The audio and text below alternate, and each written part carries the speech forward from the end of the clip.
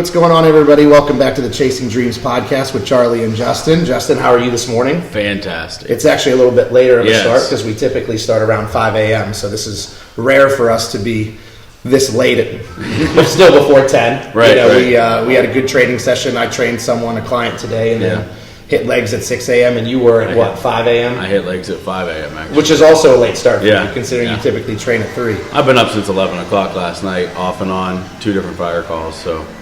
No excuses, right? If you can get to the gym and train legs at 5 a.m. after a sleepless night of fire calls, anybody can. So how's the keto going for you? It was a rough week. First week is expected to be kind of rough with, energy and whatnot. But as you're switching over to be more fat adaptive and stuff, it takes some time.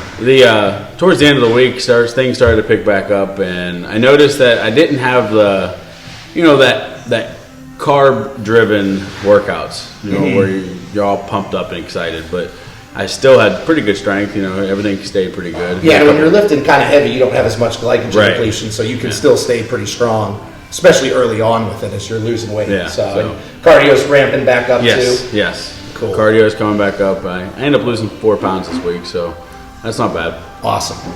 All right, so today we actually have 2 guests with us, which is the first time we've ever done 4 people in one setting. Normally we have, an extra guest, which is, a threesome's always good, but today we have 4. So today we have the owners of Columbiana Nutrition, Ivan and Paige. So guys, welcome to the show. Thank you so much. Excited to be here. So we are actually recording live in your studio. Yes. So hopefully the acoustics turn out pretty well. We talked before about how Justin and I, still being relatively new, even though we've done this for over half a year now, with our acoustics and stuff, we're not technologically inclined at all. So finding the right microphones and stuff like that is something that we're constantly trying to get better at. So hopefully everything sound quality wise turns out okay. So let's give a little bit of background first on the shop. We're not going to say how it started, but just give people a little quick excerpt on what Columbiana Nutrition is, where it's located, that sort of thing.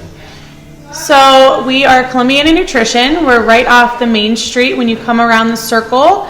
It's across from Garden of Eaton on South Main Street. So we serve healthy, energizing teas and healthy shakes. So our shakes are a full healthy meal replacement, and our teas give you a boost of energy.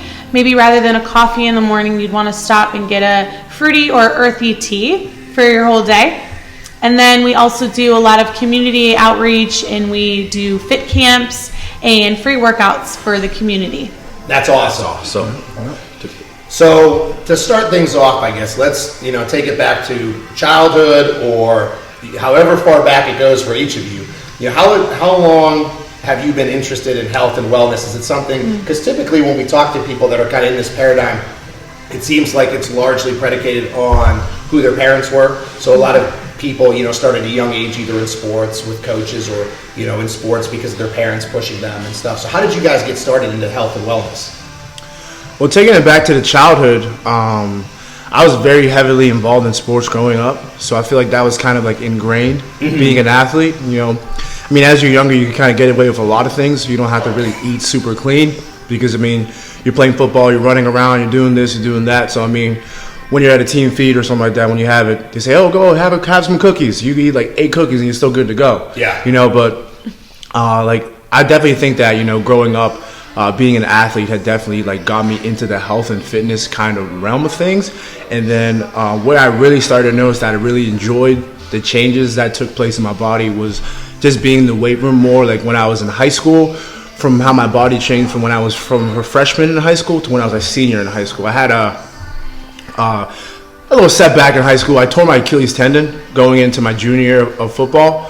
So in sophomore year, I had the opportunity to play with the seniors. So I was the only kid in my sophomore class who was playing on varsity. So it was really, I had a lot of pressure on me, and I really did pretty well as a sophomore. And then going into the junior year, I was going to take over and start as a running back.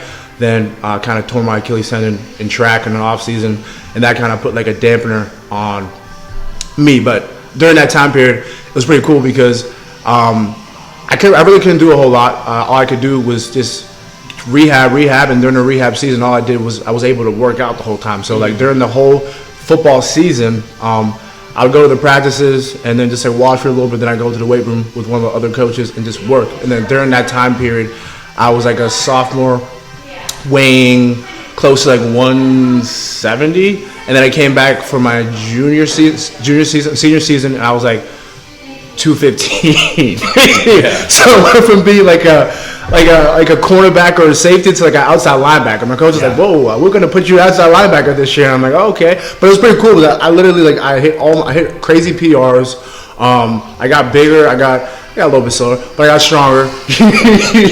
You know, but it was just really cool. And then that carried on into college, and you know, playing a little bit of YSU for like it was like you had to be at a peak, more physical level to play with like college athletes. You know, I mean, I didn't have the greatest college career, but you know, I was still grateful for the opportunity to be on the team and then, you know, just create friendships and just have the experience.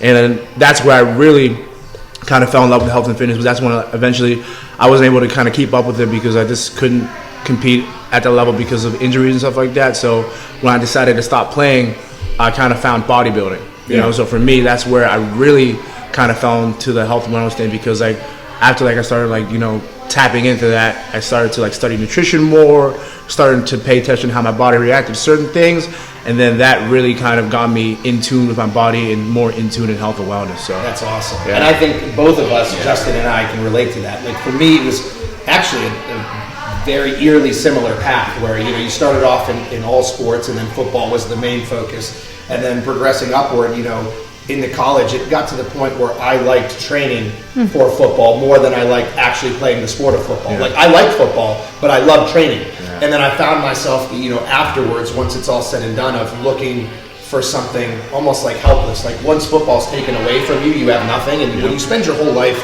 trying to compete at something and working towards something, and then it's gone, it's like, well, now what do I do? So like I experimented because I didn't find bodybuilding right away. Like I was always interested in it, but it was nothing that like I actually had guidance with. So, you know, I powerlifted for a little bit. I did Brazilian Jiu-Jitsu and fought for a little bit. And I just kind of kept trying to find my way, but nothing felt right. Like I felt like being athletic, you had a little bit of a predisposition towards these things. And I was good at them, but like my heart wasn't in it. And then ultimately I found bodybuilding, and that's kind of, you know, where I stayed, because it's just like when you know, you know. Yeah. It's like when you find the right person. When you find the right person, you know, like he or she's the one. You know, and Justin, you kind of had a similar path, starting with endurance sports first for your weight loss and then transitioning from there. Yeah, you know, whenever I first started, you know, kind of the same thing. When I was young, played football, I wrestled, and then I actually got hurt, and that's not what made me get big, but that really led to me gaining all the weight I had. And then, you know, as I progressed through, you know, my early adulthood, I didn't have anything to focus on. But now, once I started to diet and lose weight and exercise, like you said, endurance sports stood out to me. It was like, because I could barely walk before I started. Wow. And then it wasn't long and I could start running. And then, so I was like, man, I wonder what it would be like if I, you know, did something crazy. So that's what I searched. It was something crazy, running crazy. And, you know, ultra marathons piqued my interest. But I've since kind of moved on from that, and I'm actually very intrigued with the bodybuilding world, just because, you know, is what you guys both know as well, you know, that seeing what you eat, how it affects your workout, and then seeing how you work out, you know, how you execute different exercises, how your body reacts, and how you look and feel. There's something that's hard to explain other than that to me. I think with me too, it was something about the control, like where I was in control of everything. So when you play sports, especially team sports, I mean, you guys all know that there are so many factors and variables that you can't control. Like if your teammate throws an interception, you can't control that. I you know, can't catch the ball or run the football if I don't have the football. Yeah. And with bodybuilding, you know, it's definitely a team effort for sure, but really the work falls on you, and you can kind of control what you eat. You can control how you train and all that sort of thing. Mm-hmm. So what about you, Paige? How did you get interested in health and wellness? So kind of the same background. Grew up playing soccer and basketball, and when I was like 8 years old, actually like 5, I started in a rec league. And then growing up playing, I just in high school you start like, not even high school, I started lifting like with my dad in middle school, and like just kind of like doing fun things. And then in high school started lifting more, and I tore my ACL twice. Jeez, so you guys are both beat up. Yeah. We're beat up, yeah. So it was like I stopped actually playing high school soccer and well, I actually played basketball, but I focused more on trying to go play soccer in college, and I was going to play at YSU, and then I just decided that it wasn't for me, and I wanted to kind of it was more of like it was a control thing of being more individualized rather than like, I love the team aspect, so I was lacking that for a while. I was missing that a lot. And so I started lifting, like I did my first 12-week bodybuilding.com like training session at 15.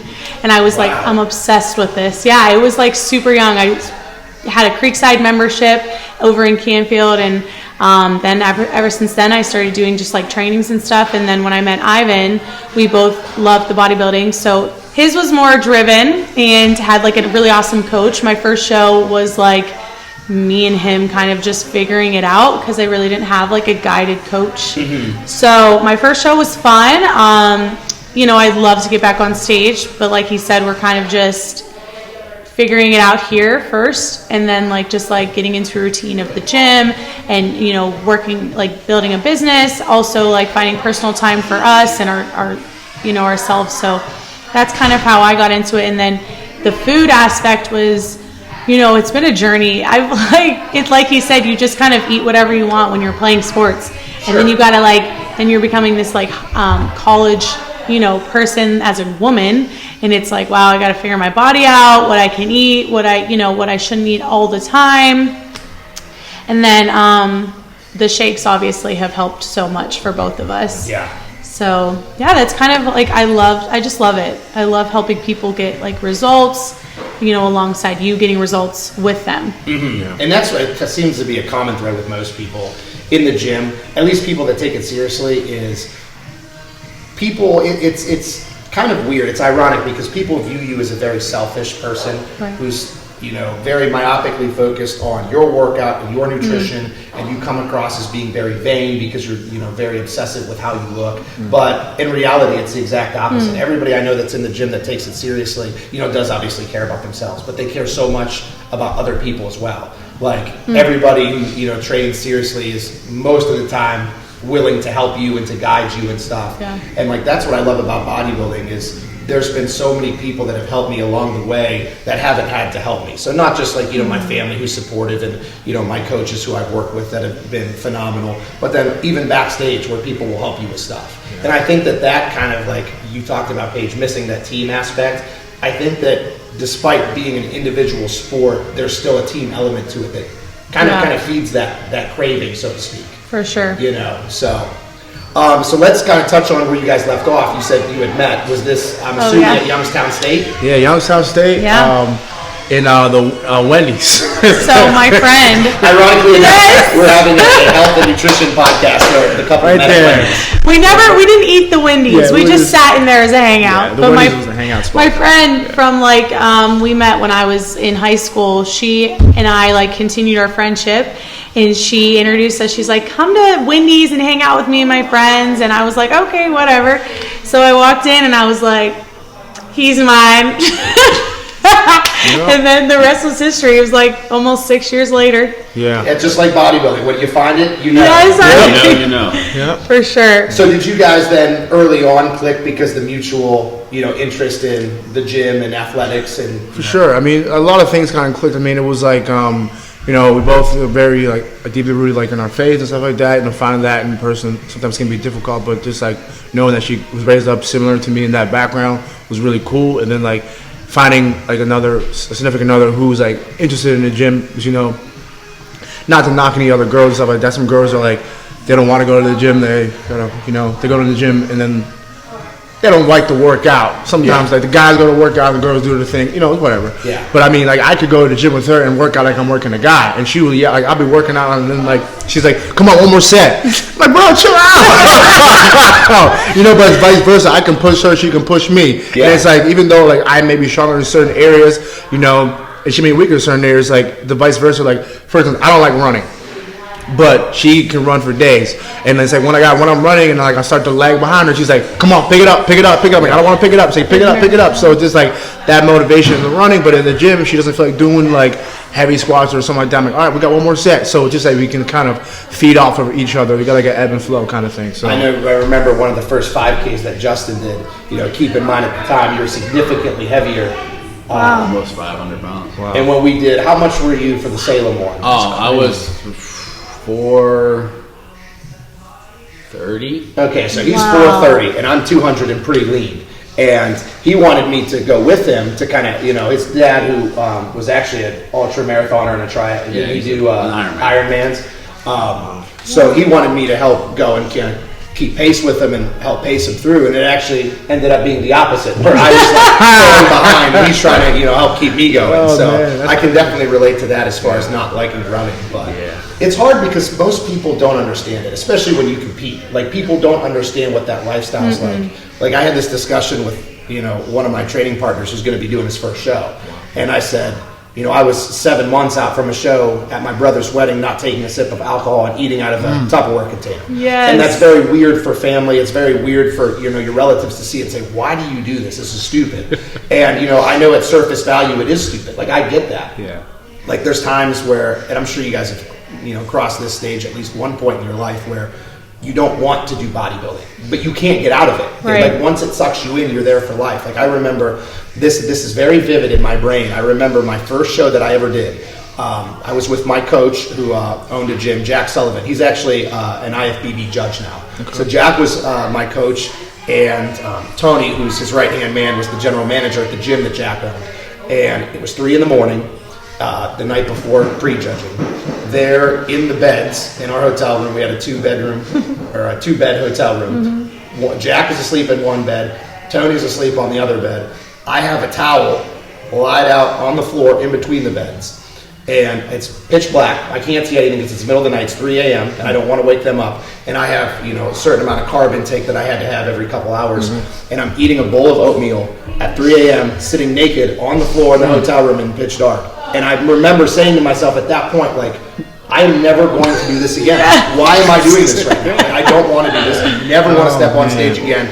Immediately after prejudging, we didn't even get to the night show. Immediately after prejudging, I went to Jack and I said, "Hey, when's the next show that's relatively close that we can do? Because I want to do it again." So like, there's times when you want to get out of it, and especially when you're getting harped on from people. That's why I think it's so great that you two have each other, because it's so hard to find a significant other that not only accepts it but actually wants to do it too. Because it's one thing to tolerate it, right? Like, if you have someone who tolerates, like Justin always talks about his wife and how she tolerates all his crap. Yeah, she does. She puts up with a lot. I think she does.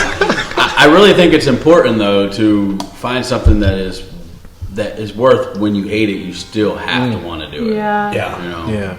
It was hard in the beginning for sure. Like, his first show, it was figuring it out, which is no problem. Like, after the shows he's done, we've found that healthy balance. But if you're doing it, you got to overly communicate, because he's like eating less. And I want to go do this or, that. And I'm like, is this over yet? But it's like, I know he really just enjoys it so much. And it's just like, if you find that friend or that, significant other that is supportive in that, like, it'll be really nice, because you feel like you're alone sometimes when you're like in a prep. You just feel like no one really understands and stuff. And sometimes you ostracise yourself purposely. Like, that's what I would do, because I needed to like separate myself from things. It wasn't necessarily a temptation type deal, but like I'm very self-aware of the flaws that I have. Like, for me, if I'm in a bad mood, sometimes I have a tendency to take it out on other people. And it's a horrible personality trait, and I try so hard to fix it, but that gets magnified tenfold when you're in prep. And our listeners know that I'm an elementary school teacher. So when I'm in prep, I get really angry sometimes, and like it's funny because the kids actually they're like completely enthralled with the whole like nutrition and bodybuilding thing. That's awesome. Once they find out that that's what I do, they love it. Oh, that's awesome. So they'll say like, "Did you have a lot of food today, or is today going to be one of the That is great. That's so great. I used to, sometimes you try to separate yourself from it sometimes Yeah. because like, oh, today's not a good day. Yeah. And it's not an excuse, but that's just, the Exactly. reality of Yeah. it. But, the thing that we've talked about on previous episodes is don't complain about things that are in your control. Like, no one is ever making us do this diet. That's so True. It's very easy to complain because you feel like crap, but at the same time, it's like, I shouldn't complain because like, because I actually like the process of competing, the diet, the being on stage. And it's weird. I think, Justin, you and I spoke about this a week or two ago, where we were talking about people who compete as a formality because they look good. Like, I look good, so I might as well compete. And it's like, you don't need that validation. No. Like for me, I compete because I enjoy being on stage. Yeah. I feel like, and this is not to like kind of like to like be like a negative person. I feel like a lot of people kind of get into competing, but they think it's a kind of cool thing to do. Just because, he did this, he hop on stage, I'll hop on stage too. And I mean, I'm not gonna lie to you.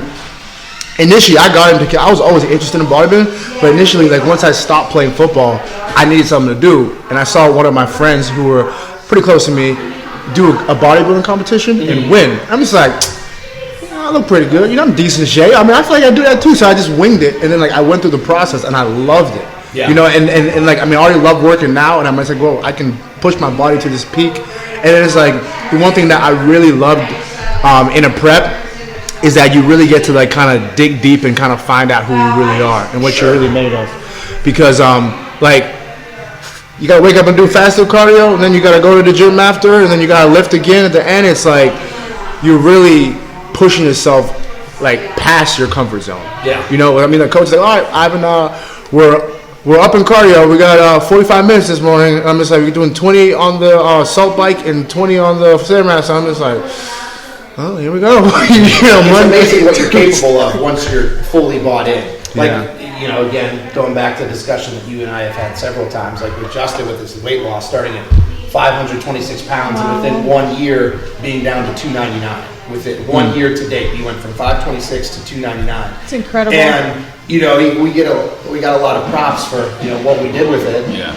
I shouldn't say we, I mean, it was you. Well, you did the work. You did a lot of control on the food. And drive. It was just crazy because people were like enamored by how much weight he lost, and rightfully so. And the conversation that I had with people is, with my weight loss clients that I worked with, I said they never did anything different than Justin did. Justin didn't do anything special. There were no special foods, no special supplements, no drugs. There was nothing like that he did separate from what everybody else has in their plan, tailored specifically to them though. I said he just did it the right way. Yeah. He did what he was supposed to do the way he was supposed to do it, which I think sometimes gets lost in things. Like with your training or with your competition, there's people who go to the gym and work out, and there's people who go to the gym and train. Yeah. Everybody can go to the gym and lift, but how are you supposed to lift while you're there? I used to use that conversation with my football kids when I coach all the time. Was every team in the state of Ohio is training today. Every team.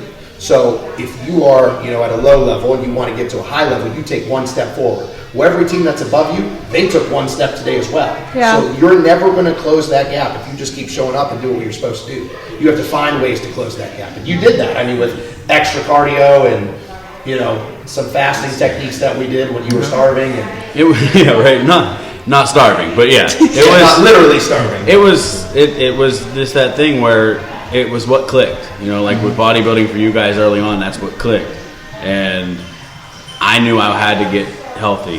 So, and then it was working. And then it was working. And it just kept working. And then one thing led to another. And before you knew it, I liked doing something that I dreaded for my whole life. So, I think it's like that learned behavior, because we all know what's good for us, but until you learn how to be good for yourself, That's good. it's deep. it's tough. Yeah. So let's continue along that path of, how important this all is for us. We're in an area right now where health and nutrition isn't at the forefront of concerns. Like we kind of talked before the start of the show where, maybe it's related to the weather, because in rural Ohio, the weather's not always the greatest. It's very snowy and cold for much of the year, so maybe people aren't placing a high importance or high priority on how they look because of they're not off showing their skin every day. But for whatever reason, it's kind of an area that health and nutrition isn't at the forefront of everybody's priorities. There's like kind of a small minority of people that accept it, but not many. So you guys opening up this nutrition store in Columbiana, Ohio, was kind of an ambitious endeavor, not only because you're young, but because you're starting your own business, and it's like very, very new in its infancy. But then also what you're trying to do, it's like you're trying to build a snowman in the Sahara Desert, essentially. So like, were those concerns that you guys had initially opening up? So I would say because we saw how much it was booming in Poland, because we worked in Poland nutrition for the first year of us joining the business, and then like Youngstown Nutrition was doing so well and people just supported it, and it was something that was like not around here and how well it was doing. So we were like, I used to come here to All Good Things, and it used to be here 3 years ago. So when we were looking around, it was like, let's go to Columbiana and see what's there. The town is so cute. Yeah. They have such a vibe to it. Wasn't it voted America's nicest town? Yes. Like in America? Yes, I saw that, and I'm like, that is so cool. And I tell people that, and they're like, no. I'm like, yes, it is. I see the sign when I'm driving in. And so we just knew it would match. I honestly don't think, you get like skeptical about anything you do in life, but I think we just like went out on like faith, and we're like, this is going to be great for this area. They need this. This is something that's already doing well in other, cities. Let's bring it to Columbiana, because the town is like, I felt like they were craving something like this.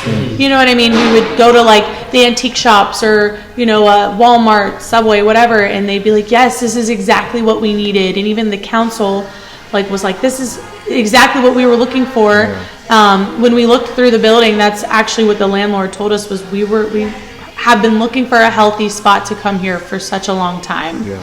And I think for both of you, let's call a spade a spade. If you can get up on stage in virtually your underwear, pose in front of people, you can pretty much do anything.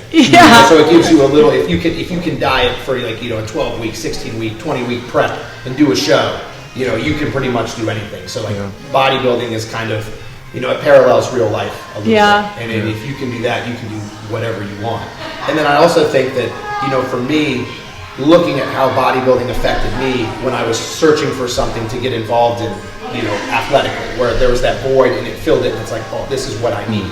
And likewise, for you guys, you got started early because of Sports Page, and likewise with you, Ivan, you get these like, it's almost like this mentality where you don't know what you need it until you know that you need it.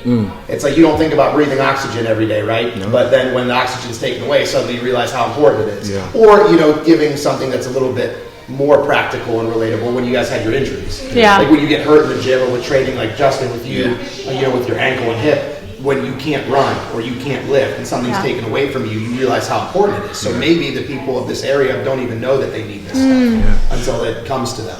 True. And the one, segueing off what Paige said, the one thing that like really kind of made us like kind of be more confident taking on like this endeavor over here is just to kind of see the impact that was created, just from people, coming in. For us, I feel like for me, her personally too, if we do it for ourselves, it's great. But if you can, create impact or do it for somebody else, if somebody comes to you and shoots a text message saying, hey, I'm down 15 pounds. This is the best shape I've been in since I've been in high school. I'm like, yo, that is amazing. And it's like, if it's like you're a part of that. It's almost like you get like excited. It's like a high almost, but it's like, okay, like I get a high on helping people, get what they want, helping people be more confident about themselves. And if I can utilize this to help have that be the vehicle for people to do that, I'm like, why not? So like everybody who comes through this door, of Columbiana, like we try to welcome them, invite them in, create an atmosphere where it's really positive, encouraging. You know, whatever it is, you come in and get your shakes, come in and get the teas. You know, where you come and get a workout in with us. You know, we always try to promote, you know, and help you guys along your fitness journey. So, people have come in. You know, there's actually a lady who works right next door, and she's coming in since we've been open, and she's like, I just come in, I drink 2 shakes a day, and I've been eating healthy at home. I'm already down 10 pounds. She's like glowing. And then she's like, you could just tell. From when she first walked in, she was a little bit shy, and then like she just opened up, and then she just started talking about her life, and then seeing how much greater she feels, that she can go on walks now. She feels, I'm just like, this is what it's all this about. is what it's all about. And that was kind of coincidentally enough the impetus for the podcast. Yeah. Where Justin said to me, hey, we have some really good conversations. We need to share this with people. And like you always talk about how you had this burning desire to help people, but you weren't sure how. Right. It's always been something in my head, is helping people. Like Charlie said, is I always wanted to help somebody with some way, and I didn't know what that vehicle was. And then when I started to lose weight, for this time where it actually is stuck. That's awesome. And then people call me, or text me and say, what can I do, or how can I do this, or I really want to lose weight, or I have because I have a lot of friends that are where I was, or close to, or not quite there, but where I was at, and I literally can feel the words that they're saying from personal experience, and I tell them all the time, I say, I'll do it with you 100%, whatever you got to do to get it done. Yeah. I'm your guy. I don't know. Like I like what Charlie always says. I'm no expert at all. Like I don't know a whole lot of anything about anything. Yeah. I know what worked for me, and I will help you try to do whatever you got to do. And then I find myself when I'm talking to these people back and forth, always saying we. Like we will do this, and then we'll do this if that has to happen, because like I feel like I'm in that situation with them again. And I think that's important with it. So I actually had a question for you guys that just popped into my head. You said community outreach. So like, how do you try to engage a community that isn't so much involved? So we're both gonna go. I'll go quick and you can add in. Yeah. So one thing that is huge for our business is social media. So it's all about like how attractive it is, how welcoming it is. It's free, so it's like if it's a workout with the shakes and the teas, we do a lot of like promoting through result pictures, different events. So tonight we have an event that people can come to. It's just like an opportunity to hear about results, like products and stuff like that at home, and then also all that they were given once they started. So they're given an accountability chat. They're given a community that is supportive through like, we can all come together, maybe go to a park and do a workout for free.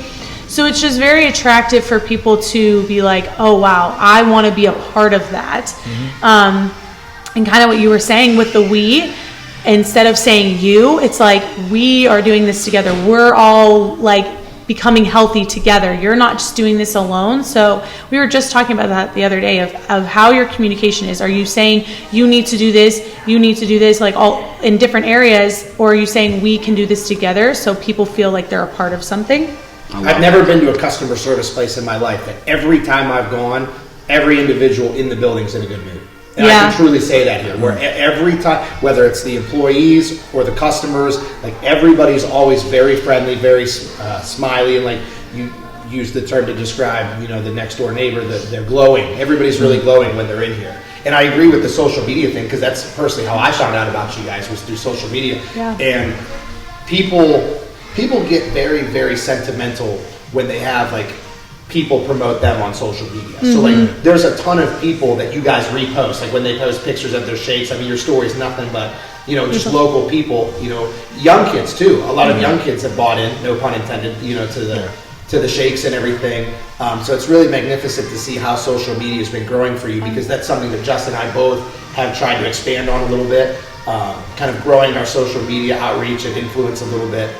So it's really neat to see how you guys have kind of mastered that already. In just a few short, how long have we been open? A few short weeks, months? It'll be a month in 2 days. Okay. Yeah. Wow. Yeah. So very, very cool. What do you think about it? Well, like for like the outreach, like kind of segueing off what she said, like like the community. The one thing that like really kind of, and we're working on getting to the point here. Obviously, COVID happened and stuff like that, but we're still trying to get into a point where we can do like a socially distanced workout, just a group workout, like, because when we were at the Poland location, we would just pull out all the equipment and furniture in there and just have a free workout class, and people would come in there, like 25 people would be crowded into a small room, and we just it'd be hot in there, music blasting, and just a free workout. But it's like, somebody may go to the gym and just go to the gym and they may not enjoy working out, whereas they come to a group atmosphere where everybody's cheering each other on. No matter how corny it is, you're giving somebody a high five next to you, that positive energy is like, man, I don't like working out, but that was fun, and it didn't feel like I was working out. So it's like, you just gotta kind of make it seem like you're working out without working out, and just kind of have like a positive atmosphere. So I mean, like right now we're really trying to get something set up where, like, hopefully in this next month we can do like a community outreach workout, an outdoor workout, just so we can get everybody in the community to come out and just have some music going, just have a workout that's gonna be free for the community. So like, it's just all about, that's what it's all about, just promoting health and wellness, and this putting the information out there, because there's a lot of information that's out there, a lot of misinformation out there, and educating people like on working out and nutrition, especially nutrition, because that's where the changes do really happen, is what you put into your body. And then working out is obviously a part of that too, but they don't teach you that in school. I mean, the food pyramid, I don't know how clean that is. So it's like educating somebody that somebody may think that they are trying to cut or eating healthy, but you can be eating healthy and still be in a caloric surplus and not losing weight. We just talked about literally just talking before you walked in. And it's like, it's just, if you don't know, calories in, calories out, stuff like that, if you don't know that, you're like, well, I'm eating my chicken, I'm eating my broccoli, and I'm eating my shake, I'm doing that. Well, you're eating 2,800 calories and you're trying to cut, and you're not burning 2,800 calories in a day. So it's like, just teaching them that nuances, and it's like, you get to a point where you want to coach them, but you want to coach them so that, hey, you learn this, now pass it on to somebody else. Yep. So Justin it's like, and I talked about that specifically with the ketogenic diet, because we're doing a keto experiment with him right now, and he's 1 week to the day. 1 week to day. And that was one of the things that I noticed that people tend to do a little bit wrong with the ketogenic diet specifically, is having protein too high, where then you could get insulin spiky with it, but also just something as simple as the calories in, calories out, where people will say, oh, I'm eating nothing but fat and protein, so I'm in ketosis, I'm peeing on the strips, it's showing that I'm in ketosis, but I'm still gaining weight. Well, just because you eat ketosis, you're still in a caloric surplus, because you're eating very, very high calorie dense foods. It doesn't matter, what how healthy the food you eat is. Yeah. If you're eating more than you're burning, then ultimately you're going to gain weight. Do you think that this is kind of the thought that popped in my head, do you think that your group workouts and how welcoming you are helps kind of lose or mitigate the intimidation factor of fitness? Because I think that, like, I see this with first time clients in the gym, is they are petrified to go in there because they think that they're being judged. They assume there's like this weird mentality where they think that everybody in the gym is shredded and muscular and super fit and everybody looks phenomenal, where in reality there's a very few select minute people that actually look that way. Everybody's trying to get there, but not everybody looks that way. Yeah. And so I think that for me would probably think that it would help mitigate some of that anxiety or that stress or that fear of going into the gym.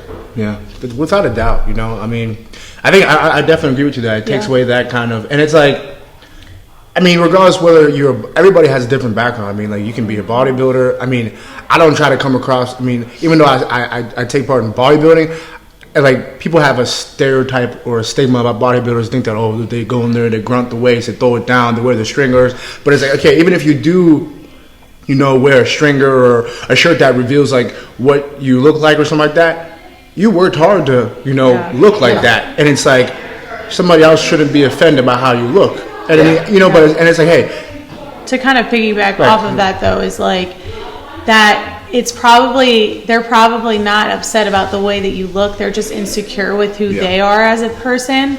So that's why when we promote the Train Tuesdays or the fit camps that are to come, it's telling them, hey, you, any shape, size, age can come, and then it's showing proof of that. So social media, again, it's taking videos, like taking pictures, and other people having testimonies of where they started, coming to the workout and saying, I was so scared because of Paige and Ivan hosting it. Like, we've had that so many times where they were scared to show up and just be themselves and work out, but then they were like, it was the best decision I made because now I'm a part of a community. Now I'm losing weight, and now I feel so good about myself that I'm not afraid to like go to a gym now. Like, we've heard that. So it's like, it's kind of like the bridge to their start. Yeah, you're really changing lives. You guys are on the forefront of that. Yeah. I just want to throw this in there.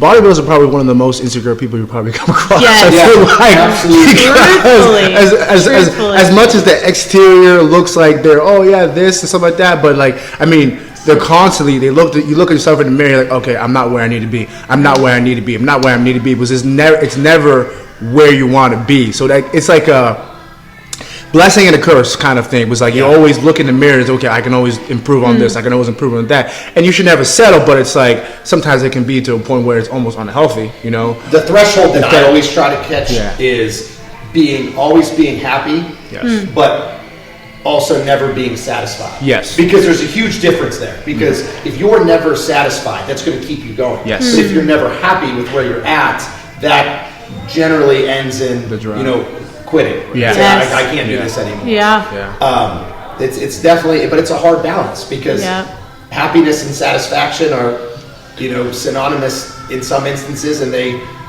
rarely coexist though. Like you want to always try to be, again, happy but never satisfied, which I don't think people who are outside of bodybuilding understand that. Right, and then it goes back to what you said earlier about being, what was I just going to say? It just actually slipped my mind. But it was something you said earlier about bodybuilding, and it'll come back to me. We do this all the time. I can't remember. It was going to be good, too, and now I don't remember. That's one of the only downfalls to having multiple people speak on a podcast. Take the notes out. Is because I'll hear someone say something that Justin says or that one of our guests says, and I'm like, oh, I got to touch on that. And then it goes away. Yes. And I'm like, oh shoot, what was I going to say? But I want to go back real quick to what you said about bodybuilders being the most insecure of people, because that's so true. The one that always got me the most was when people would say, oh, Charlie thinks he's so big. Like he thinks he's so tough and he thinks he's so big. And it's very ironic because it's a complete paradox, because if there's anybody in this world that doesn't think I'm big, it's me, right? Yeah. Never big enough, never strong enough. Like I don't think that way at all. Yeah. And I obviously try not to come across that way. Yeah. But then, anytime you have criticism in the gym, I always look at it as people are insecure with themselves. And use that page. And that's really what it boils down to. So I try to extend, a helping hand to people that are like that. Do you guys think that your faith has played a role in how you accept people and how you accept criticism and all that sort of thing? Oh yeah. Yeah, I actually remember what I was going to say. It's how why you're doing it. It's your why of bodybuilding. So if you're just getting up on stage to show off, look a certain way, get to a certain point, because whatever it is, it's going to keep you in. And if it's not a solid why, then you're not going to stay. Yeah. So I think for that's one thing of why we always it was our why. It's our driven why of why we wanted to open a business, why we wanted to do health and nutrition. So our faith played along with that, because when we want to give up, or if we're having some type of fear, our faith itself kept us going and just really kept that drive. Are you sure you didn't listen to our last episode? Because this is exactly what we talked about. Justin and I made an analogy to a triangle. We said you have to figure out what you're going to do, and you have to figure out how you're going to do it. And those two people usually get, because we know because Justin's big on listening to motivational speakers. Yeah. He's kind of got me into that too. Which is weird, because I used to hate motivation. The word motivation. Right. Yeah. It's it's deeper than that, but Les Brown, I could listen to him all day if you guys have listened to him. So who are you big on? Jocko? Jocko and David Goggins. Yeah. You guys, Cameron Hayes. Hardcore. Very hardcore. Goggins is hardcore. So we talked about how most people, they know you have to have a plan. Okay, this is what I want to do, and this is how I'm going to do it. But what's really important is that third part of the triangle, where it's the why am I doing this? Yes. Because you can have a goal and you can know how you're going to get to that goal. But when it gets really hard, what's going to stop you from quitting? Right. You have to recognize why you're doing something. I mean, let's be honest, there's days when I go into school where I really have to tell myself why I'm doing this. Yes. You know, when, you know, the kids are acting crazy or whatever, I say, okay, I'm doing this to impact lives and, you know, better their lives and make a lasting impression on them or whatever. And it's the same thing with something as superficial as bodybuilding. Like, why am I dieting? Right. You say, why am I on the Stairmaster? Yeah. Why am I eating oatmeal naked in the middle of the storm at 3 a.m. and pitch black? But you said like the why. I mean, like that. The why.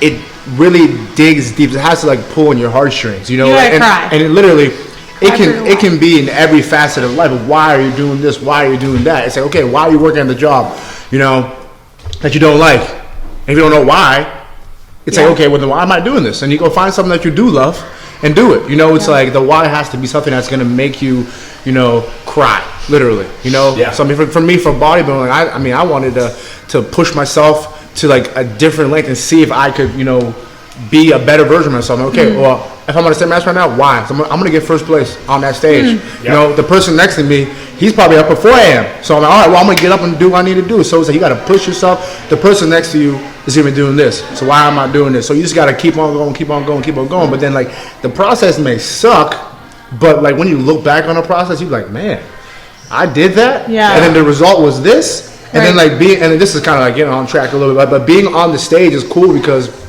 although, like you said, like me, you had the parallels talking about how we almost love training more than we love football. The one thing I love about football, I mean, other than like the training part, was scoring touchdowns. You know, being in the end zone, you get that rush. You know, the fans yelling and stuff like that. Being on that stage was like the same kind of feeling. You get like men's physique, you get like 10 seconds on a stage. But you know, but being on stage for like 10 seconds, you know, going through your routine, you know, people like your family there cheering you on. I'm my dad who doesn't know a clue about bodybuilding, but he's out there, go Ivan! I got grandpa over there, go Ivan! And I'm just like, man, this is dope. And then at the end of the show, like you get a trophy, you win, it's like, man, that's awesome. You know, and then it's like you see like people come out to who you don't even know, like, man, do you look amazing, bro? Like you look great, like this like compliment. So you think that like going into, you don't know that's gonna be the outcome, but it's like you put the work in and you see what you plant, what you reap after that. You know, so it's really cool. It's kind of like with the marathons. Yeah. Like I did a half marathon and my family's like, what are you doing? Why are you doing this? I'm like, I don't know. I just feel like I need to go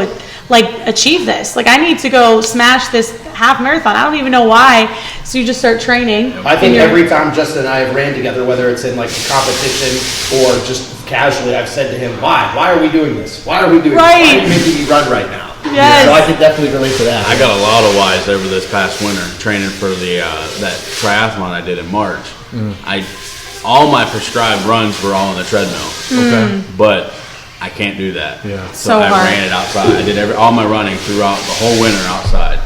And people were like passing me on the way to the gym we were training at together. Like 9-10 o'clock at night, snowing, raining. I'm running. They're in the car like, what are you doing? Yeah. There's nothing chasing you guys. Literally. But it's just something I had to do. You know, it was my why. Yep. To be honest, it was the guys that I was running against in that race that I was training for. Yeah. I guarantee they were on the track or on the treadmill inside. And when you complete the race or when you're competing in it, or like for us being on stage, like there's something that's so liberating and indescribable. Like I remember my first show, like I was so nervous, obviously, because I don't know what to expect. Oh my gosh. Like, and you're stepping on a stage, having no idea what everybody else is going to look like, and you're looking backstage in every show I've ever been in, even shows that I've won overalls in. I think I'm going to lose looking at everybody backstage. yeah. I'm like, oh, these guys are so Psych good. These guys are yourself so out. good. Yeah, absolutely. And then when you get on stage, it was almost like everything, just you're at peace. It's like euphoria. Like everything's calm. And then for me, it was always about, and it's kind of hard to articulate into words, but it was something about performing. Where you, like you said, you look out and you see hundreds of people and they're all watching you, and it's like they paid money to be here. Yeah. Now they probably paid money to be here to watch their loved ones. Yeah. But I'm going to make sure that I give them their money's worth. Yeah. So I'm going to give them. That's good. I remember guys that I used to train with when I was growing up. I would classify them as powerlifters. They were just big meatheads, and I was, young teenager at the time, and they kind of took me under their wing. And at the old YMCA I used to train at back home, and. Every time we would lift, they would tell me, give the people what they came to see. So now that kind of stuck with me. Again, not a lot of people there to watch me except, you know, my coach and my family and my loved ones, but I'm going to pretend that everybody's there to see me. And it's very liberating, very free when you're up there. It's like nothing else matters. Yeah. It really is like that. Like, I'll never forget, like, what you said, my first show ever I did. Like, I was backstage. You were backstage with me on my first show, too, right? Yeah. Yeah. She got I was like his coach pass and everything, you know. But, like, I went out there, like, I watched, like, videos in the past and, like, I self-coached myself in my first show. And I didn't really know what I was. I mean, I prepped myself, didn't know what I was doing, didn't really have any guidance, kind of winged it for the most part. But literally coming out of there, like, I was behind stage, you know, super nervous. You know, it's like football game. Before you get on the field, like you're so nervous until you get that first hit, and then it's like, okay, now we're in the game. I love getting lit up on. Okay. Now we're in the game. Now we're getting. But literally, as soon as you walk out on that stage, you see the people. It's like, all right, well, I'm out here now. Yeah. You got to do it. So it's like from the nerves, like your heart's beating fast, you're a little sweaty. Then when you walk out, it's like, okay, well, let's do this. And, and that's how I felt. And that's how I felt like. And like I feel like I'm nervous before any big performance or anything that's big. You're kind of nervous because it means something to you. You know. And then when you're out there, you're like, okay, well. If you don't have nerves, you should think about what you're doing. Yes. Yeah. Literally. That's very Pick something true. new. Hey, I don't know. I mean, I didn't have nerves before I proposed to her, so I was. No, actually, people ask me like, "Were you nervous?" Like when I proposed to her, it was our opening day, and like, I was so like concerned with like, all right, everything's cool. Like our opening day, like everything that could have went wrong. Literally, ice machine broke. I'm like, we're out of ice. Our blender was overheating. I'm like, running out of product. I'm like, all right, well, everything is no problem. We're making it work. So I had like sent a group message, and like everybody was out, and then it was like, okay, and then like towards the end of the day when everybody was in here, like I don't know why. I think it wasn't even the fact that like I didn't know that she was. I knew she was gonna say yes. I mean, I was 99.9% sure she's gonna say yes, you know. And then like it was just so cool to just be in front of like all the friends and all the family and just like you know just kind of put like the icing on the cake in the moment. So it was awesome, you know. I don't know how I kind of segued into that, but no, that's awesome. Yeah. It worked out very well. Yeah. But isn't it interesting though with nerves how you have two completely different schools of thought on it, where some people say you need to be nervous because that means like something's, but then you hear other people say, well, if you're nervous, that's just a sign of being unprepared. You know, I kind of subscribe to the former. I think that you should be a little bit nervous just for whatever you're doing because it keeps you on your toes. Yeah. You know, in bodybuilding, it's so weird because like during, and I'm just talking in a small cycle, I'm not talking about like over the course of months, but like my confidence like meets exceedingly high peaks and unbelievably low valleys all within like, and I think that like we talked about, it's when you go out on the stage, that's when it spikes. Like backstage, I'm nervous, like, and my coach, you know, my first coach, Jack, would always tell me, stop looking at people. He's like, you're psyching yourself out. He's like, you are going to win. I'm telling you, you're going to win. Yeah. Stop looking at everybody else. Yeah. And then immediately when I go on stage, it's like something clicks. And it's like I've talked to Justin about it before, getting moved to the center. Yeah. Like immediately when that happened, That's the like people said, like the last show I did the Mr. West Virginia, and we just went through quarter turns and didn't even hit any mandatories. Just after the quarter turns, they moved me right to the middle. Yeah. And they said, like everybody that was there, my mom and dad even said like, things changed. Like right when you went to the center, face lit up, everything was good because there's that little bit of nerves, like uncertainty, like how does this guy next to me look? I can't see him because I'm facing the crowd. Like, does he look bigger than me? Is he leaner than me? So it's just weird how like your confidence can go through these cycles where you're ultra confident, even though, like you said, people think that we're the most confident people in the world. Yeah. Right? Anybody who's involved with fitness loves their body and is, you know, super, super happy with how they look and very confident, where in reality it's the exact opposite. Yeah. Literally. And with the fitness in general, comparison is a killer. Oh, you know, yes, and it's like you can be the. I'm sure like Ronnie Coleman or Arnold, even those guys, as much as they came up with being confident, they're probably like, man, Franco looks jacked right now. He's like, you know, Cutler looks crazy right now, and he's like, man, I got, you know. So it's like there's always a comparison, but it's like, hey, listen, like you can either use comparison as something that's going to be negative, or you can look at it as something that's going to motivate you. Like, all right, well, so and so looks great. All right, let's keep it going so that I can, you know, either get to the level that they're at or surpass them. You know, so you can't look at it and be like, man, they look so good. I don't look like that. I'm never going to be like that. And it's like as soon as you start thinking like that, then it's like, bro, you're already digging yourself in the hole and you're already defeated. You know, once you have a defeated mindset, it's going to carry on into more than just like whatever the fitness is going to carry on to like everyday life, your job, and then you're just going to kind of be like a defeated person in I'm general. never going to have as much money as her. I'm never going to drive the car that he does. Yeah, not if you have that mindset. Kind of talking about that too is with what we do and the clients we take on and such like that, we also develop like spiritually and mentally as well.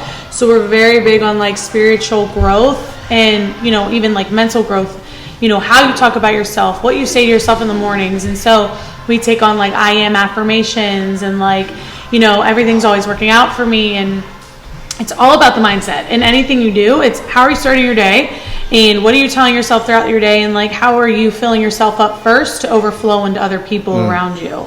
If you're not filled up first, you're just going to be ran dry if people are going to be needing something or like wanting your help in something. So we're very big on like building that. Over the quarantine, that was kind of a mindset that I had to take on, because having the gym taken away, you know, not being in school around the kids who I love, and then obviously, well, I had income from school because it's still teaching, but lost a lot of income at the gym. You know, not that that's why you do it, but when you're getting a lot of money taken away because you can't work, it's frustrating. Not being able to train. You know, I don't want to say I was in a bad place mentally, because I had it a lot better than most people who had no income or no revenue coming in.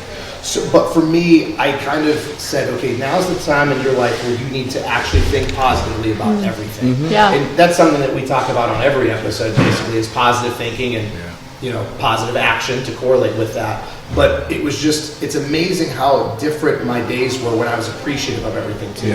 Like being grateful for everything. Like, you know, oh yeah, I can't go to work today, but I have a house right now. I can still pay my bills comfortably. You know, my family is not sick. I have my health. You know, you little things, like we talked about, little things that you take for granted that you don't realize how much you need them until they're gone. You know, so the mindset of success is one of the most intriguing aspects for me that I'm still relatively new to, but you know, that's part of the reason why we do this podcast, is trying to have guests on that have, you know, a little bit of insight to that. Like Justin and I always give the disclaimer when we do the podcast. It's like, hey, you know, we always say that he's just a fat guy trying to run and I'm just a small guy trying to bodybuild. You know, we're nobody. Oh my God. That's my thing. Just a fat guy trying to run and a skinny guy trying to be a bodybuilder. And what we do is we don't want to come across as preachy like we have the answers. We don't have the answers. That's why we're interviewing guests that, you know, maybe can help us figure out the answers. Like we can kind of share our journey along the way, but the bottom line is we try to interview people that are either more successful than us, or, you know, have a better mentality than us, or have more accolades than us, or whatever it is, just because it's like success leaves clues, right? So if you surround yourself with successful, positive people, more likely than not, you're going to be successful. You're going to be successful. You're going to find some success. 6 million. If it was, the name would be the Catching Dreams podcast, if we weren't the fat guy running and the skinny guy bodybuilding. You know, if I was the skinny guy now, I would have caught my dreams. So it's like, you know, I'm always going to be chasing my dreams. That's what it's all about. Like, kind of segueing off of what you said about like just like being like grateful. Like over this last summer, I had the opportunity to go. My parents are from Ghana, West Africa. Oh, okay. So I was able to go visit Ghana. And Ghana, it's a third world country. It's starting to become developed and become a second world country. But you know, a lot of things that we have that I had back home, like they didn't have over there. I mean, I had this house to stay and stuff like that. But something as small as Ghana's a hot country. I mean, it's like 90-something degrees like every single day. You know, something as small as AC. The house I was staying in did not have AC. They had ceiling fans going.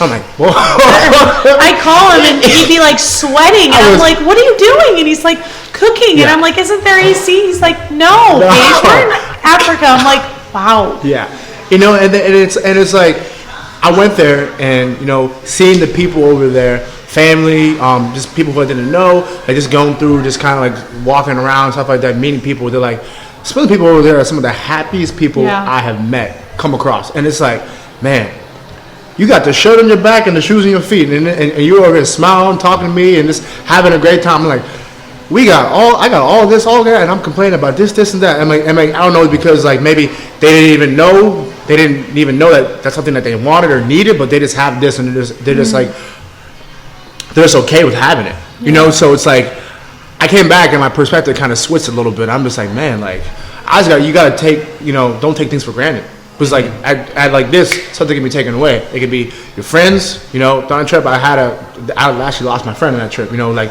one day I talked to him the day before, the next day he was gone. So it's just like family, friends, whether, talk to the people, reach out to people. And it's like life is way too short to just, not enjoy it and not live it to the fullest. So if you got like a dream that you got, something that you want, one day you're going to be 80 years old and you're going to look back and say, man, I wish I would have done that. And you don't want to have life, live life like that, look back on life like that. So it's like whatever goal or something that you have, like try to find some way to work towards it just so that you can look back on life and say, man, well, I gave it a shot. I may not have done it, accomplish it, but at least I tried. Well, staying with football, Yeah. we did this thing like in high school where it was called Senior's Last Hit. And a lot of schools do something similar where we line the team up in kind of like a gauntlet. They're like, 2 yards apart, shoulder to shoulder in these two lines facing each other.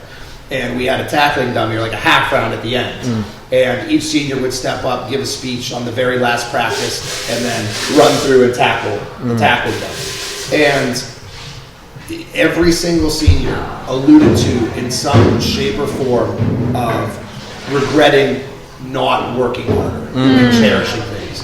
And so, I try to pass that message on to people. More likely than not, you're going to regret the things you didn't do versus the things that you did. And I don't think I've ever met a football player or a bodybuilder or anybody who said, man, I really worked too hard. Like, no one comes off on the stage and says, man, I worked too hard that prep. I should have taken it a little bit easier. Everybody always says, I need to get back to the gym because I didn't work hard enough because this girl looks better than I do or this guy looks better than I do. I need to change some things.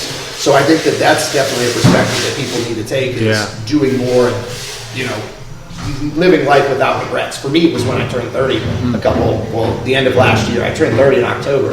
And people think I'm absolutely nuts, but like I almost had like a midlife crisis in my own head where it was like, holy cow, like I'm 30 now. Like I'm no longer, because even in your 20s, like people probably, to you guys still think your kids are like, oh, this kid and stuff. And people will tell me, like, dude, you're only 30, you're still young. And I say, I know, but like when I look back at the last 3 decades, what have I accomplished in my life that I'm most proud of? And when people ask me that question, I can't answer. Like, I have a bunch of plastic trophies and swords sitting at home. Like, does that, in the grand scheme of things, does that mean anything?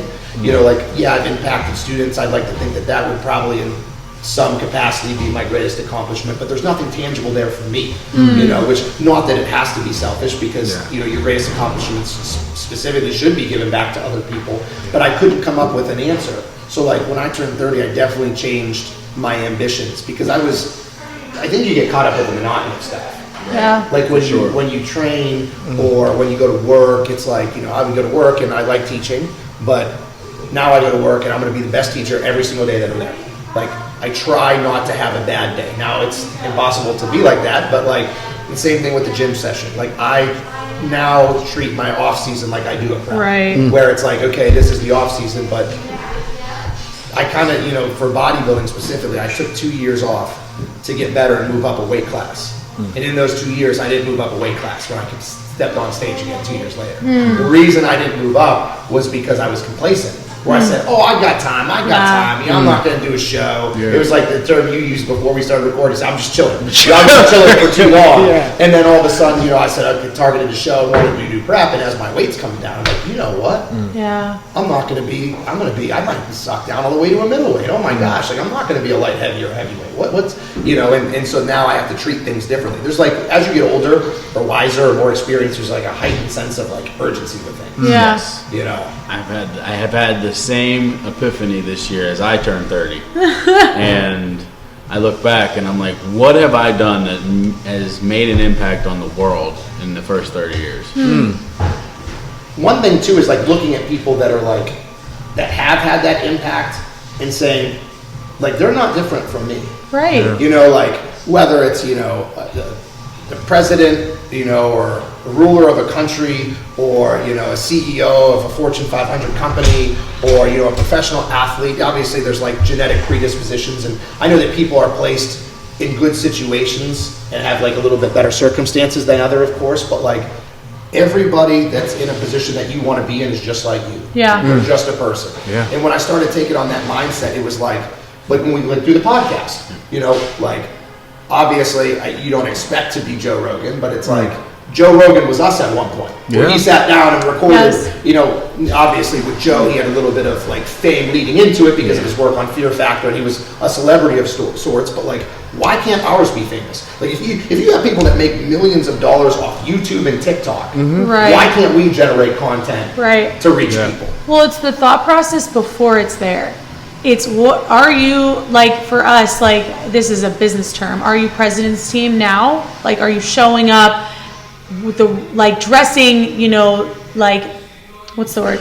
Like, dressing to be, like, are you, what's the word I'm looking for when you dress, like, fancy? Like, no, like, are you showing up the right way? Are you becoming Just like professional? professional, yeah. Yes, thank you. Like, what are you doing inside of yourself right now to already be there, Yeah. but you're not there yet? So it's like you're telling yourself, like, I am this, I am, you know, I am a professional podcaster. I am a, you know what I mean? I am making a difference through my podcast. Or for us, it's like I am making a difference through Columbiana Nutrition and the many more to come. It's already prepping yourself before it's here. Yeah. So that I played football with at high school. I'm sorry to interrupt. No, you're fine. Tell it. It's perfect. This kid I played football with in high school, his name was Carlos, and I had no idea what happened to Carlos after high school. He was actually my senior year. He's my backup, and so we spent a lot of time in like the meeting room and an offensive installation together and stuff. And Carlos was always looked like $1 million on the field. Yes. He always had like the nicest cleats and gloves and the sleeves and everything. He looked great. And we would always harass him and say like, "Man, you got $100 gloves and 10-cent catching ability and stuff like that." Just mess with him. And Carlos would always say, "If you look good, you feel good. If you feel good, you play good." Yeah. And that has really stuck with me because like when I go to school, I go in a shirt and tie because it makes me feel good about myself. It makes me feel professional. And so I feel like I do a better job than if I would just wear, you know, a polo and khaki. It's not that there's anything wrong with that, but for me, it's a little bit of a more incentive to feel better about myself and conduct myself a certain way. I remember, and I wish I knew the bodybuilder that it was, but I was listening to an interview with a bodybuilder at one point, and he said, they asked what changed from your amateur days to your professional days, because he was one of those guys who competed as an amateur and earned his pro card, but then once he turned pro, he like skyrocketed, which rarely happens. You know, how often you have a guy that turns pro or a girl that turns pro and makes drastic improvements. You know, a lot of the top level amateurs at the NPC, they're pretty much already pro level material to begin with. It's just a matter of who shows up that day. Sure. So he said, when I turned pro, he said I started acting like a pro. He said I was a professional in the way that I ate. I was a professional in the way that I trained. He said I was a professional in the way that I slept. He's like, everything was treated like a full-time job versus a hobby. So when you carry yourself professionally, it's like, you know, if I'm at home washing the dishes, I'm going to make sure my dishes are the cleanest dishes in my town. Yeah. And if you take that mentality to everything, it's amazing how much better off you are because of it. 100%. You know, it doesn't matter what you do in life. You know, if you are cleaning toilets, these are going to be the cleanest toilets that anybody's ever seen. And how many success stories do you hear about people who started doing that? Yeah. Yes. And then no longer cleaning toilets, they're owning a company that has the toilets in them. Yeah. Or whatever. Yeah. Yeah, because they saw the vision. It's a work ethic. Yeah, and it's habitual too, because like I don't know, you know, for me, work ethic in my estimation was instilled from my parents. Right. Yes. Some people aren't fortunate enough to have that where they have to kind of self-teach and learn that.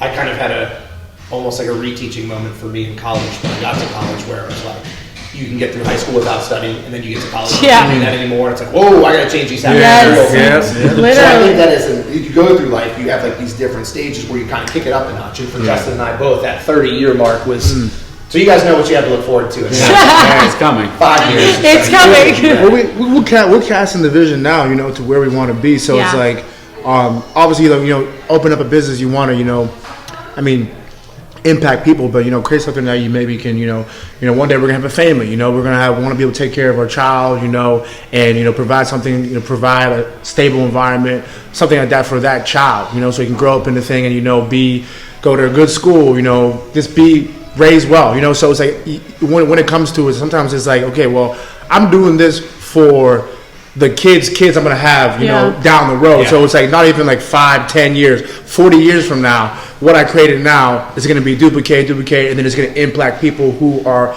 generations and generations. So you can't just think from like, okay, it's me, but you gotta cast a vision for people, you know, for yourself and down the road. You know, aren't even here yet. Not even on yet. Wow. aren't even here yet. Yeah. You know? No, you're right. It's You know? it's the legacy. Yeah. Yes. You know, I like love the legacy. most gratifying thing, kind of like how you guys said with your customers, how they'll come back to you and say, I lost this and I lost that, my life has changed because of you guys.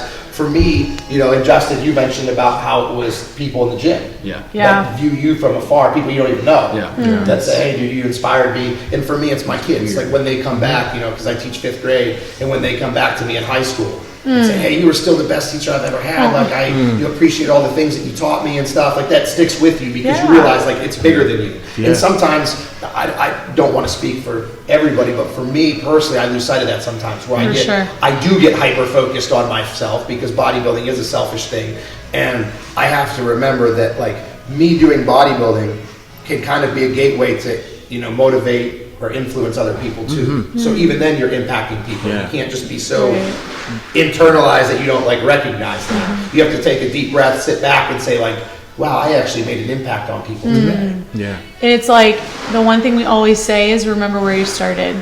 Yeah. Like when you lose focus, it's remember where you were the day before you started whatever that endeavor was. Which we have a very tangible piece of that right here. Yes! I noticed that we're in the back of the store like we talked about, and on the desk here you have a first sale dollar framed, which is pretty cool because now for the entirety of you guys' business endeavor, you'll always be able to look back on that and say, hey, that was, you know, it was like you with the progress pics. Yes. Yeah. I remember when we first started, I told Justin, I said, you gotta take progress pictures from day one. Now you had them from pretty early on. Yeah, it wasn't from day one, but it was. It's still something to look back Yeah, on. it Like, is. And it's so important. You know, I encourage people that are trying to lose weight. You have to do it. Yeah. Even if you just take the picture, don't even look at it. right.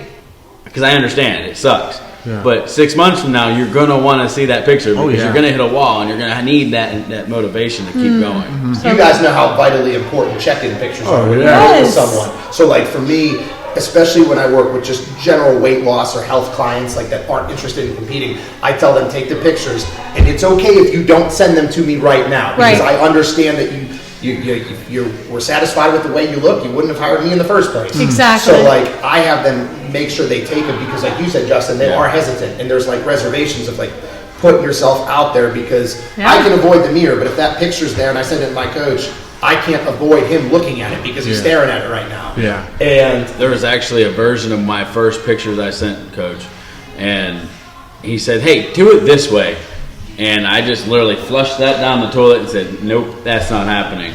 And now I look back and I'm like, I should have did it that way. yeah, because that was the picture. That's the picture, the wow factor that I don't have now. Yeah. Because when some people need to see my stuff Yeah. to believe that they can do it. Because Right. It's an that's encouraging tool. well, how often do people do that on Instagram though, or just any social media platform? They only put the good out there. Like it's very easy to think. Like you hear some coaches talk about how like clients will send like filtered pics for their check-ins. It's like, what's the point of that? Like, don't send filtered pics. Yeah. You're trying to make changes based on how you look. Yeah. Literally. Like, you know, I had a girl literally send me a Snapchat filter with like the different neon bubbles like all around, and I'm like, this is great, but I'm gonna need a non-filtered one. Yeah. Like, I don't know what you're doing. Yeah. It's tough though sometimes, you know. It was like, I mean, I even have like I said, like asking clients to send me pictures and stuff like that. They don't feel comfortable Right. sometimes, Yeah. and it's like, hey, I'm not judging you. I'm using it. Keep it for yourself if you need to. But then, hey, at some point, you know,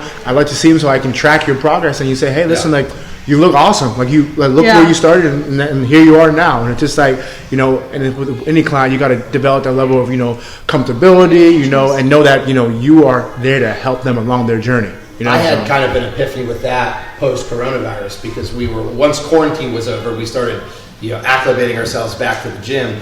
Justin and I had a discussion about how important it is to kind of upregulate social media. Yeah. So we were like, okay, well, let's start posting videos. Because Justin's always been real good about posting videos. Yeah. Where, you know, more than anybody I've ever met, you've been so much more comfortable in your skin than most people. At least to some degree. Whereas for me, like, I didn't want to put videos out there, especially now when I haven't been lifting for months. And it was awesome. So good. And so, like, it was such a therapeutic exercise for me to post videos after the quarantine was over, right when I started lifting again and posting pictures. Because I'm like, okay, this is me in my at my rawest, unfiltered state, so to speak. So if I can put this picture out there now, then I can be comfortable 2, 3, 4 months down the road when I look better. So it was, I was hesitant to do it, but once I did it, there's, again, to go back to the term I used earlier, there's something very euphoric and liberating about putting yourself out there and not caring what people think. But there's always stages of it. When you put something out there and you say, I'm kind of hesitant about this because I look bad. Some people can take that like you're compliment fishing. Like, oh, dude, you look good. Come on. It's like, no. I'm saying relative to how I would like to look or how I've looked in the past. Right. Yeah, it's tough too, especially if you went in the bodybuilding world. When you come from being in your peak physical condition, when you're like on stage and lean, going not being stage lean, that's like your comparison to, I don't look like that right now. Yeah. And it's like, man, but it's like, hey, you gotta kind of get out of that mindset and be like, hey, listen, you're not always gonna look like that because life goes on. And then, like we said, being vulnerable and comfortable and sharing. It's like, for me personally, like always growing up, me personally, and this is not to like kind of come across as like that. People have always told me that I look big, you're Jack or something like that. I'm like, yeah. And like me personally, I see myself in the mirror. I don't think that. So like I'm never gonna think that I look big because that's just me. So I'm always working. I'm always trying to get bigger. So it's like, all right. So in my mind, I'm like, okay, well, dang, I'm posting this picture of myself. I feel like I don't look good, but it's like literally like I'm not compliment fishing. But I remember the first time when I did post a picture of myself when I wasn't in my peak condition. I'm like, hey, this is me right now.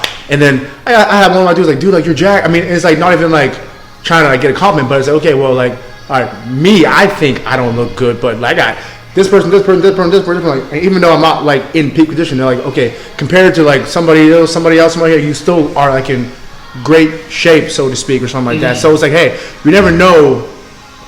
It's all perception too. Because like how you perceive something is different than how somebody else perceives something. And I think it's good when people put positive things out there, but you always have to be hesitant to put negative things out there because of the perception. So to kind of put that into context on the way here, because Justin actually didn't know where the shop was located, so he called me, and I said to you, we actually ended up meeting up, and then he just followed me here.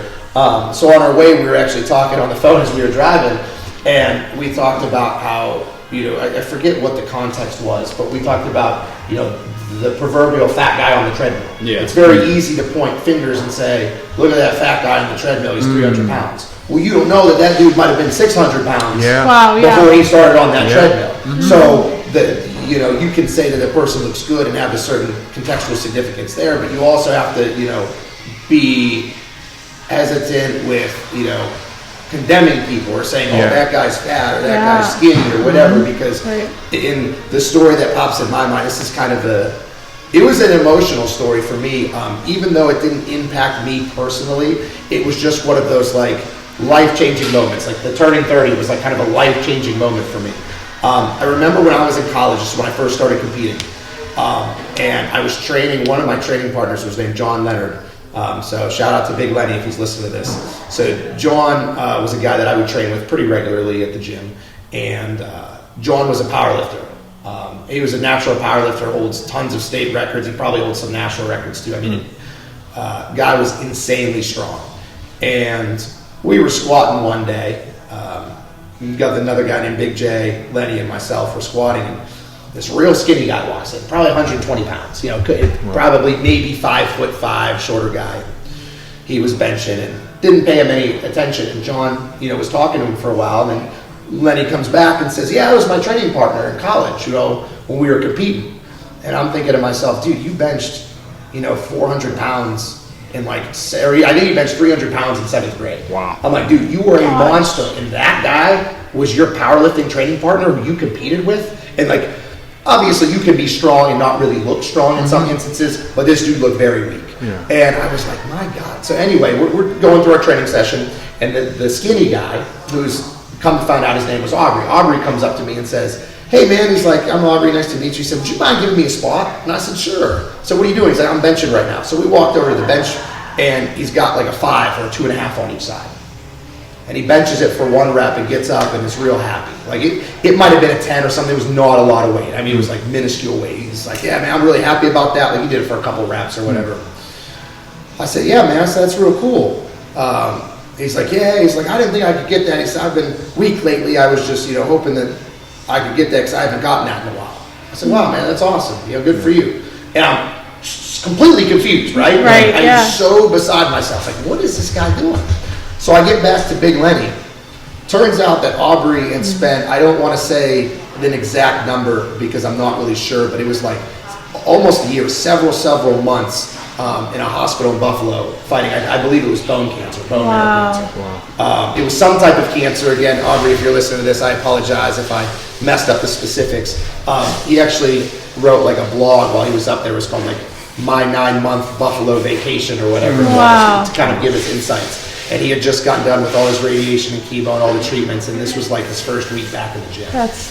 And it was such like an eye-opening experience for me. Number one, because of how impactful that was. Yeah. And number two, because knowing Aubrey ever since then, like he's a competitive arm wrestler now and still does powerlifting and stuff. And he is the most humble person you will ever meet. Right. Like he actually, he's if he's listening to this right now, and I'll probably tell him that I did it, he's going to be very upset as he's sitting there listening to this because he hates when people talk him up because of the things that he went through. Like he's not self-conscious about it by any means. Like he's open about it, but he hates people putting him on a pedestal because he thinks that he is, you know, no different than you and I. And again, he didn't do anything special. So you have to be very careful when you criticize people at the gym or when you look at people and how they look now, because how they looked before might have been different. Right. It's Well, just, you can't assume anything. No. You Yeah. can't put an assumption on something. Absolutely. I agree.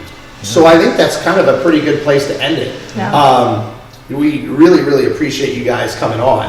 A couple of things we have to do. First, we have to do our little plug for Beast Mode Baking, which is our primary sponsor. And then after that, we actually want to ask you guys a specific structured questions. We talked earlier before this show started about how everything kind of happens organically and we don't really, have this as an interview. It's more of a conversation. There is, however, at the end, one structured question or group of questions, I guess, 3 questions that we like to ask. And you guys are unprepared for this, so this will be a unique experience because you don't know the questions. But before we get to that, we got to give a shout out to Beast Mode Baking. Beast Mode Baking aims to bring the highest quality, creative, and of course delicious baked goods to your home with nationwide shipping. All of the orders are pre-ordered in order to be packed fresh and shipped them out to you ASAP. Beast Mode Baking offers a flat rate of $15 for shipping due to the size and weights of the cookies and doughs. So shout out to Shannon Knorr and Beast Mode Baking. If you're interested, check out Shannon's Instagram account. That's at SNOR13, at SKNORR13. And now we'll get on to the final question. So to preface this, before Justin reads it to you, this was something that he came up with, and I thought it was a great idea. So it kind of became a tradition where every guest we've had on, we've always asked them this questions. The theme of our show bounces around a lot. It always has fitness undertones. It always works its way back to that. But we always try to bring things full circle into the Chasing Dreams, moniker. So Justin came up with a few questions that we always ask that kind of tie in that Chasing Dreams element. So basically, it's a 3-part question. I'll ask the whole thing, and then just answer it how you feel is the best way. Basically, Okay. There's no wrong answer. So it's, what does the phase Chasing Dreams mean to you? And do you feel as though you've chased your dreams thus far? And how do you continue to chase your dreams and help others do the same? So it's a very loaded group of questions. So I guess we'll take it in segments. What does the phrase Chasing Dreams mean to you guys? Going after something that you've always desired and not letting fear get in the way. I think that's a new one as far as the fear goes, because a lot of times people give kind of cliche answers about chasing dreams, going after your passions and stuff. But that was interesting how you said not letting the fear get in the way. Yeah. I think that's something that not a lot of people have touched on. I like that. I'd say chasing dreams to you is, want to be definitely living life with no regrets, but then also never giving up. You're always consistently going to be chasing your dreams. So I'd say always never give up. Yeah, so, keep going. Essentially, that's why I don't ever have, there's no end pictures. No. I have before pictures, during pictures. There's no such thing as an end picture. He refuses to use the term before and after. No. I like that. Before and now. I really like that. Yeah, there you go. I like that. The journey always continues. Sorry, I interrupted. No, I like that. Thank you. All right, what's the second one? Second one was, The second one was... do you feel like you've chased your dreams? Yes. I think so, because before this, I was in early childhood education. There you go. And Ivan was in IT, and we always wanted something bigger. It was always like, how can we impact the world? and we wrote our vision in a notebook, and we drew it out. We even came up with names, and here we are. So I think we've definitely chased our dreams. That's awesome. Yeah, and segueing off of her, I definitely think we have chased our dreams because, I know we both wanted something more than what we were. I mean, like I went to school for IT, and it wasn't really by choice. I kind of fell back on it because I wanted to go to school for something in the exercise science realm of things, and I wanted to do like a PT track because I want to be a physical therapist. When I tore my Achilles tendon, I was really kind of enamored with how the process of healing somebody throughout this worked out. Then, it's kind of more so on me. I went to the orientation. They told me that they only accept like 15 kids in the PT school. I'm like, all right, well, I'm going to be a college football player, grades, So I'm like, all right, so I fell back on IT, and then kind of like I was not satisfied in IT, even though although I loved it. So kind of like stepping out into something that I really enjoyed, I was passionate about, and like right now having a tangible outcome of like what it is I feel like I have chased my dreams. I stepped outside of what was people wanted me to do, but I did what I wanted to do. Yeah, So I like that. It's good. very nice.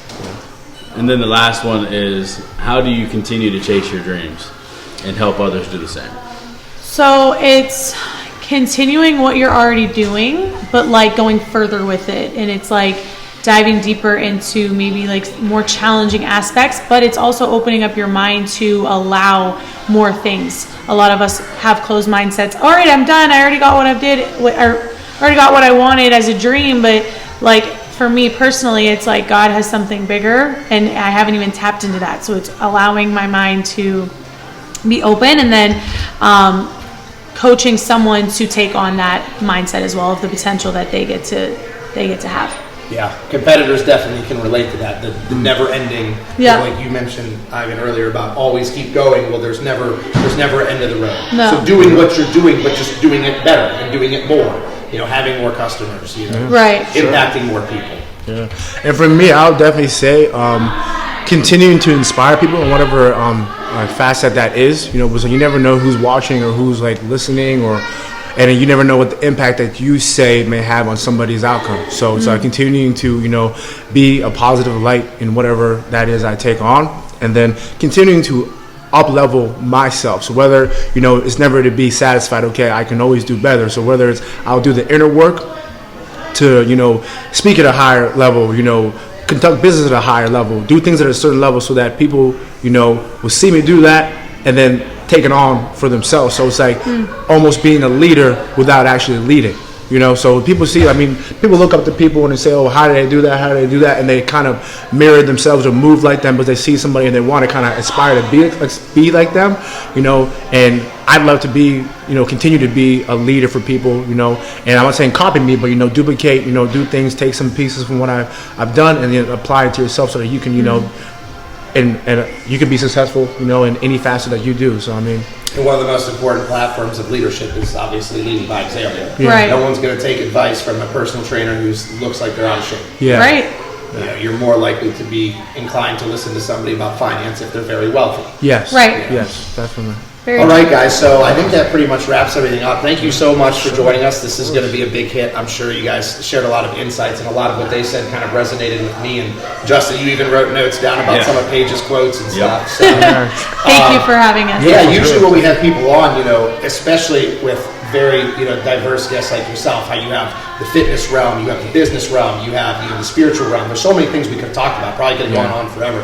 We usually like to tell people, hey, we want you on for a second interview. So if you guys would be open to doing it again, Without a I'm doubt. sure there's a million different things we can talk about. And usually when we put out these podcast episodes, people will say, oh, you guys should have talked about this, or can you ask him this if you talk to him again? So I'm sure we'll kind of get some feedback on things that people would like to hear. So before we close up shop, no pun intended, could you give a little plug for yourself again to kind of reiterate where you're located, store hours, what you guys do, all that sort of thing? Sure.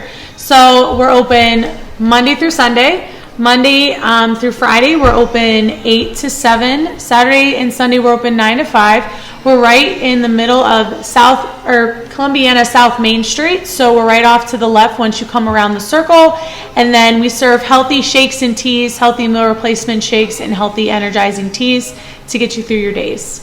And you have very friendly employees. Yes, we have awesome people that work behind the bar here at Columbiana Nutrition. So Come see us. Yeah. Yes. There you go. So with that, we have come to the end of another episode. This has been the Chasing Dreams podcast, episode 38, with Charlie, Justin, Paige, and Ivan. We thank you guys for joining, and we sincerely appreciate your listenership. So we look forward to hearing from you guys next week.